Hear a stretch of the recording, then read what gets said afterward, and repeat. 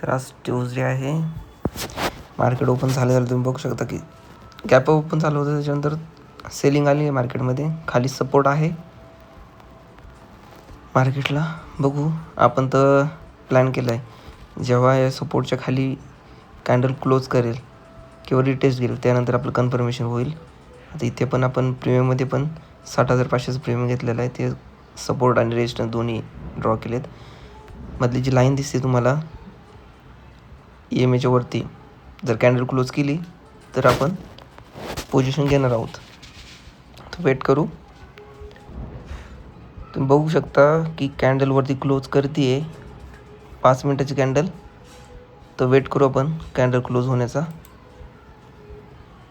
Bank Nifty 60,500चा put आहे. Candle close करते आहे EMAच्या वरती. जशी कॅन्डल क्लोज करेल आपण घेणार आहोत. कॅन्डल क्लोज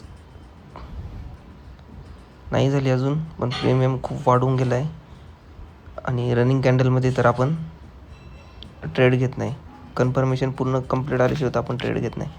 त्यामुळे आपण अजून पण वेट करतो आहे त्याचा. बघू.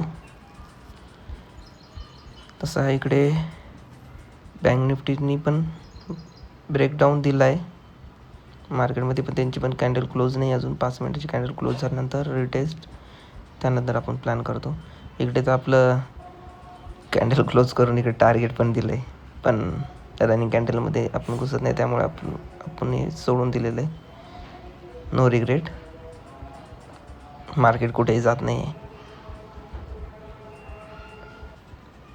आपण बघू अजून सेलिंग जर आली. हे बघा, मध्ये माझ्याकडनं कॅप्चर करायचं राहिलं.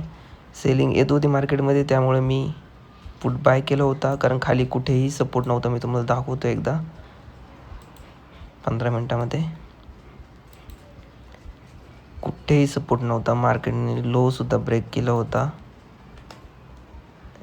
हे बघा, यात आपली काही चूक नाही आहे. आपण पूर्ण आपल्या सेटअपनुसारच होतो. या ठिकाणी कोणीही असेल त्यांचा स्टॉप लॉस उडलेला असेल 100%. त्यामुळे प्रत्येक दिवस आपला नसतो.